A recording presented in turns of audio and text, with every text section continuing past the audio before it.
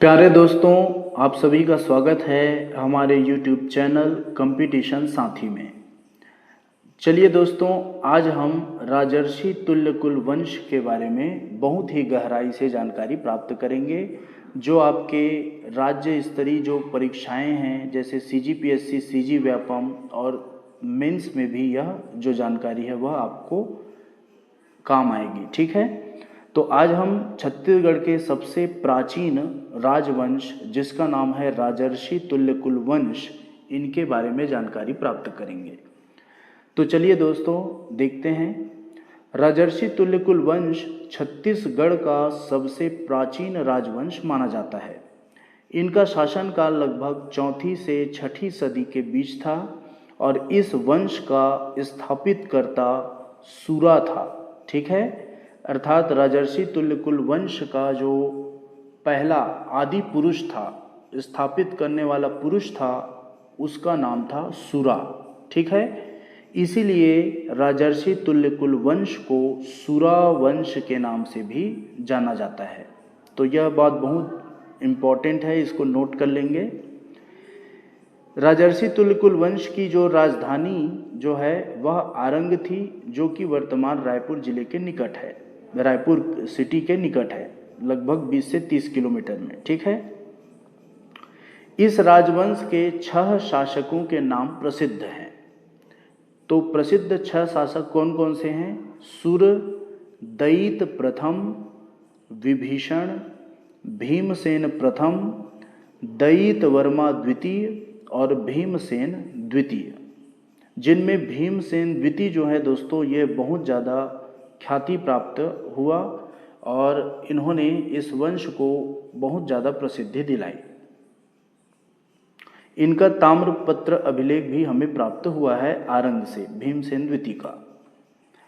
राजर्षि तुल्यकुल वंश की जानकारी मुख्यतः आरंग से प्राप्त ताम्रपत्रों से मिलती है। ताम्रपत्र अर्थात तांबे पर लिखे गए, जो लिपि द्वारा लिखा गया जानकारी है, उसको हम ताम्रपत्र कहते हैं। ठीक है, तो ताम्रपत्र से इनकी जानकारी मिलती है जो भीमसेन द्वितीय के शासन काल के हैं। इन ताम्रपत्रों में सोन नदी के तट पर किसी भूमि को दान देने का उल्लेख है और इस ताम्रपत्र में गुप्त संवत का प्रयोग हुआ है, जिससे यह पता चल रहा है कि यह जो राजर्षि तुल्यकुल वंश है वह गुप्त वंशों के अधीन शासन करता था। इस वंश के अंतिम शासक भीमसेन द्वितीय के बाद पांडु वंश के शासकों ने इस क्षेत्र पर नियंत्रण कर लिया। इतिहासकारों का मानना है कि राजर्षि तुल्यकुल वंश शूरा वंश भी कहा जाता है, क्योंकि इसका संस्थापक शूर या शूरा था। ठीक है, लेकिन कुछ इतिहासकारों का मानना है कि छत्तीसगढ़ के राजर्षि तुल्यकुल वंश का संबंध उड़ीसा के कलिंग के राजा खारवेल के वंश से भी हो सकता है, जिसे राजर्षि तुल्यकुल विनसृत वंश के नाम से जाना जाता है। ठीक है, तो कई इतिहासकार इसे उड़ीसा में कलिंग के राजा खारवेल का वंश भी समझते हैं। राजर्षि तुल्यकुल वंश जो है वह वैष्णव धर्म का पालन करते थे और अर्थात इनके इष्ट जो थे वे विष्णु थे और इनके राज चिन्ह जो था दोस्तों वह सिंह था। ठीक है, इष्ट देव विष्णु और राज चिन्ह था सिंह। और इस राजवंश का पतन छत्तीसगढ़ में पांडु वंश के उदय के साथ हुआ। चलिए दोस्तों, अब हम इनका संक्षिप्त विवरण देख लेते हैं। वंश का नाम राजर्षि तुल्यकुल वंश या सूरा वंश, शासनकाल 4वीं से 6वीं सदी, राजधानी आरंग, प्रमुख शासक सूरा, जिसको संस्थापक सूरा संस्थापक दयित प्रथम, विभीषण, भीमसेन प्रथम, दयित वर्मा द्वितीय और भीमसेन द्वितीय। तो इस वंश का जो प्रथम शासक है वो सुरा है और अंतिम शासक है वह भीमसेन द्वितीय है। ठीक है। इनका धर्म वैष्णव धर्म था। इनका राजचिन्ह सिंह था। संबंधित वंश से देखते हैं कि ये जो वंश है राजर्षि तुल्यकुल वंश, यह गुप्त वंशों के अधीन थे।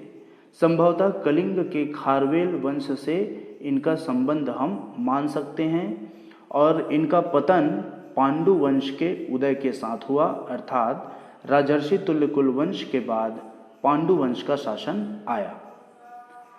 तो यह वंश जो है दोस्तों छत्तीसगढ़ के प्राचीन इतिहास में महत्वपूर्ण स्थान रखता है, क्योंकि यह क्षेत्र की प्राचीन राजनीतिक व्यवस्था और सामाजिक संरचना का एक प्रकार से परिचायक है। ठीक है। तो इसमें हम राजर्षि तुल्यकुल वंश का नाम सुरा वंश से भी जानते हैं और इसका संस्थापक सुरा था। इस वंश से कई शासक हुए, लेकिन 6 शासक ही प्रमुख हुए। शूर, दयित प्रथम, विभीषण, भीमसेन प्रथम, दयित वर्मा द्वितीय और भीमसेन द्वितीय। ठीक। इस वंश का शासनकाल 5वीं से 6वीं शताब्दी के बीच माना जाता है। दोस्तों यहाँ पे हमने एक ही बातों को बार बार लिया है, क्योंकि आपको बार बार पढ़ेंगे, 2 बार 3 बार पढ़ेंगे तो आपको अच्छे से याद हो जाएगा। इस कारण यहाँ पे हमने इसको लाया है। ठीक है। इस वंश की राजधानी आरंग थी, जो रायपुर के पास है। ठीक। और राजर्षि तुल्यकुल वंश ने दक्षिण कोसल क्षेत्र पर शासन किया।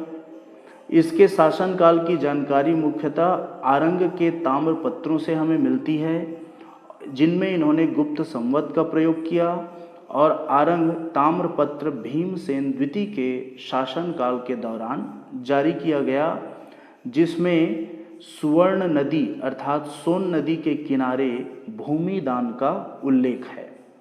यहाँ जो सुवर्ण नदी को लेकर इतिहासकारों में है दोस्तों वह मतभेद है। कुछ इसे जांजगीर के सोन नाला, तो कुछ लोग अमरकंटक से निकलने वाली सोन नदी मानते हैं। यह वंश गुप्त वंशों के अधीन था और इनका राज चिन्ह जो है दोस्तों वह गज लक्ष्मी था और राज मुद्रा सिंह था। ठीक है। तो आपको कंफ्यूज नहीं होना है। इस वंश का राज चिन्ह गज लक्ष्मी था, क्योंकि ये वैष्णव धर्म को मानते थे, और राज मुद्रा सिंह था। ठीक है। इनके धर्म की बात करें तो वैष्णव धर्म के अनुयायी थे और इतिहास में इस वंश के पतन के बाद पर्वत द्वारक राजवंश का उदय हुआ, जिसे हम पांडु वंश भी कहते हैं। ठीक है। इसको पांडु वंश या पर्वत द्वारक वंश के नाम से भी हम जानते हैं। ठीक। राजर्षि तुल्यकुल वंश जो है उन्होंने राजनीति, संस्कृति और धर्म के क्षेत्र में महत्वपूर्ण योगदान दिया। इनका शासनकाल छत्तीसगढ़ के प्राचीन इतिहास की नींव माना जाता है और इस वंश के अभिलेखी साक्ष्य छत्तीसगढ़ के इतिहास को समझने में मददगार हैं। अतिरिक्त तथ्य में देख लेते हैं दोस्तों। इस वंश के अंतिम शासक भीमसेन द्वितीय थे, जिनके ताम्रपत्र से यह वंश प्रमाणित होता है। राजर्षि वंश तुल्यकुल विनसृत, यह जो उक्ति है, वाक्यांश जो है, यह कलिंग के राजा खारवेल की प्रशस्ति पत्र में हमें मिलता है, जो इस वंश के सम्मान या संबद्धता को दर्शाता है।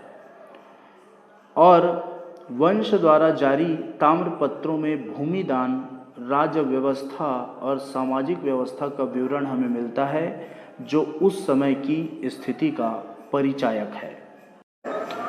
तो चलिए दोस्तों, इस वंश के राजर्षि तुल्यकुल वंश के शासकों की क्रमवार और विस्तृत जानकारी को जानते हैं। पहला शासक है शूरा या शूर। यह जो है इस राजवंश के संस्थापक और प्रथम शासक थे।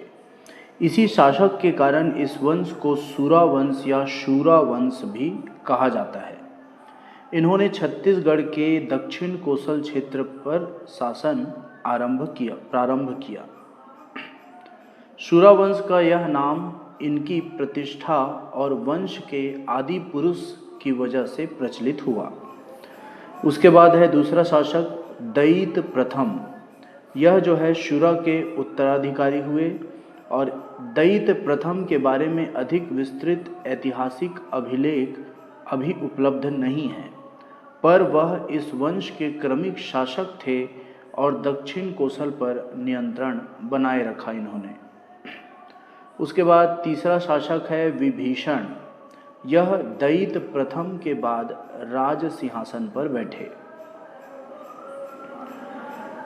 विभीषण का जो शासनकाल है इसकी भी विस्तृत जानकारी सीमित है, लेकिन वे इस क्षेत्र के राजनीतिक और सामाजिक गतिविधियों में महत्वपूर्ण भूमिका निभाए हैं। उसके बाद चौथा शासक है भीमसेन प्रथम। भीमसेन प्रथम जो है वह राजर्षि तुल्यकुल वंश के प्रमुख शासकों में से एक था और भीमसेन प्रथम ने क्षेत्र की राजनीतिक स्थिरता बनाए रखने में योगदान दिया। पांचवा शासक है दयित वर्मा द्वितीय। तो दयित वर्मा द्वितीय इस राजवंश के बाद सत्ता में आए, अर्थात विभीषण के बाद भीमसेन प्रथम के बाद सत्ता में आए और इसके शासनकाल का संबंध छत्तीसगढ़ की स्थानीय प्रजा के विकास से था, अर्थात इस स्थानीय प्रजा को उन्होंने बहुत लाभ पहुंचाया। उसके बाद छठा शासक है भीमसेन द्वितीय। यह जो है इस वंश के अंतिम ज्ञात शासक हैं और शासक हुए होंगे, परंतु भीमसेन द्वितीय तक की जानकारी हमें अभिलेखों से प्राप्त हुई है, इसके बाद के शासक की जानकारी हमें प्राप्त नहीं हुई है। इस कारण अंतिम ज्ञात शासक इसको कहा गया है और इसके शासनकाल की जानकारी आरंग से प्राप्त ताम्रपत्रों से मिलता है। इन्होंने भीमसेन द्वितीय ने गुप्त संवत का प्रयोग करते हुए सुवर्ण नदी या सोन नदी के किनारे भूमि दान जैसे महत्वपूर्ण दस्तावेज जारी किए। उनका शासनकाल लगभग 6ठी सदी के आसपास माना जाता है और इनके बाद इस क्षेत्र में पांडु वंश या पर्वत द्वारक वंश शासकों का उदय हुआ और राजर्षि तुल्यकुल वंश का अंत हो गया। कुछ अतिरिक्त जानकारी में आप देख सकते हैं कि इस राजवंश का जो राज चिन्ह था वह सिंह था। ठीक है, इनकी राजधानी आरंग और मुख्यतः गुप्त वंश के ये वंश अधीन था, वैष्णव धर्म का अनुयायी था। गुप्त वंश भी वैष्णव धर्म का अनुयायी रहा है। तो आरंग ताम्रपत्र से ही इन सभी की जानकारी हमें मिली है और कोई दूसरा ताम्रपत्र नहीं है। इस कारण आपको यह ध्यान में रखना है कि आरंग ताम्रपत्र से ही राजर्षि तुल्यकुल का पता हमें चला है। ठीक है, तो चलिए देखते हैं दोस्तों, शासक का नाम और भूमिका या विशेषताएं, इसको हमने सारणीबद्ध कर दिया है जिससे आपको फिर से याद करने में आसानी हो। शुरा, यह जो है राजर्षि तुल्यकुल का संस्थापक और प्रारंभिक शासक भी है। दयित प्रथम उत्तराधिकारी और शासन को इन्होंने जारी रखा। विभीषण तीसरा शासक हुआ और राजनीतिक रूप से ये सक्रिय था। चौथा शासक और महत्वपूर्ण शासक है भीमसेन प्रथम। इन्होंने राजनीतिक स्थिरता बनाए रखा। उसके बाद आते हैं दयित वर्मा द्वितीय, ये बाद के काल में शासन करता हुए, और भीमसेन द्वितीय अंतिम ज्ञात शासक और ताम्रपत्र जारी करने वाले, आरंग ताम्रपत्र जारी करने वाले यही हैं। ठीक है, भीमसेन द्वितीय। तो यह जानकारी राजर्षि तुल्यकुल वंश के ऐतिहासिक और राजनीतिक महत्व को प्रदर्शित करती है। अब देख लेते हैं दोस्तों प्रत्येक शासक का शासन काल और तिथियों के बारे में। तो राजर्षि तुल्यकुल वंश के शासकों के शासन काल और उनकी तिथियों का सटीक विवरण जो है वो हमें उपलब्ध नहीं है, क्योंकि यह वंश छत्तीसगढ़ के प्राचीन काल का है और उस समय के अभिलेख तथा तिथियों का अभाव है। हालांकि उपलब्ध इतिहास और ताम्रपत्रों के आधार पर अनुमानित काल अवधि आपको हम यहाँ पे दे रहे हैं। शुरा संस्थापक जो है इसका लगभग 4वीं सदी है और इस वंश का संस्थापक है छत्तीसगढ़ में दक्षिण कोसल का प्रारंभिक शासन। दैत प्रथम 4वीं सदी के मध्य शुरा का उत्तराधिकारी क्षेत्रीय नियंत्रण बनाए रखा। विभीषण लगभग 5वीं सदी का प्रारंभ में इन्होंने शासन किया और राजनीतिक सक्रियता और प्रशासन का विस्तार किया। भीमसेन प्रथम लगभग 5वीं सदी के मध्य भाग में इन्होंने शासन किया। राजनीतिक स्थिरता और विकास के लिए ये प्रसिद्ध हुए। दैत वर्मा द्वितीय लगभग 5वीं सदी के अंत में इन्होंने शासन किया और छत्तीसगढ़ में क्षेत्रीय शासन की निरंतरता को बनाए रखा। भीमसेन द्वितीय लगभग 6वीं शताब्दी के आरंभ में उन्होंने शासन किया और ये अंतिम ज्ञात शासक है। ठीक है, तो इस तरह से हम लोग ने देख लिया कि विस्तृत तिथियों का और वर्षों का उल्लेख हमारे पास अभी उपलब्ध नहीं है। इस कारण हमने इस तरह से सदी के रूप में इसको दर्शाया है, क्योंकि इस युग की ऐतिहासिक जानकारी ताम्रपत्रों और स्थानीय अभिलेखों के छोटे छोटे अंशों पर निर्भर है। बहुत बड़ा प्रमाण हमें नहीं मिला है, कोई अच्छी चीज़ नहीं मिली है जिससे इनके शासन के वर्ष को ठीक ठीक बताया जा सके। ठीक है, राजर्षि तुल्यकुल वंश दोस्तों ये 800 से अधिक सालों तक, है ना, 800 से अधिक वर्ष के शासन काल की अवधि का सटीक निर्धारण करना संभव नहीं है, क्योंकि 800 तक इन्होंने छत्तीसगढ़ में राज किया। अतः यह जानकारी ऐतिहासिक अभिलेखों और शोधों से प्राप्त अनुमानित काल अवधि पर आधारित है। ठीक है दोस्तों,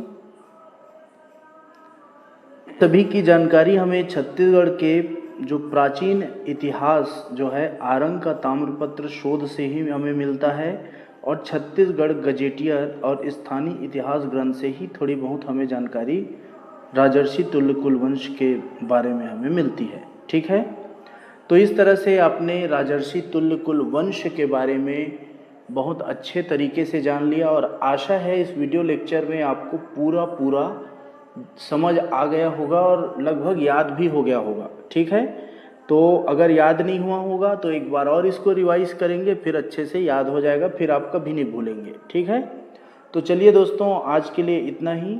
धन्यवाद।